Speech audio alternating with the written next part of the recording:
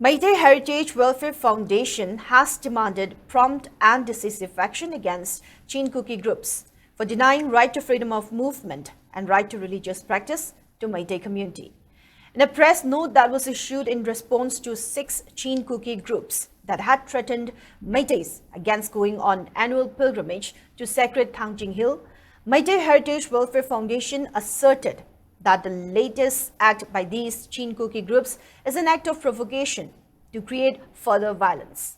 Meitei Heritage Welfare Foundation maintained that the statement by Chin Kuki groups is akin to Hindus being stopped from making their pilgrimage to Kailash Parvat or Muslim to Holy Mecca.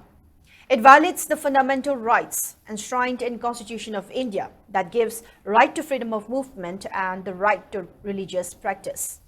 The foundation also maintained that the threat by Chin Kuki groups also undermined the efforts by Ministry of Home Affairs to maintain peace and ensure talks.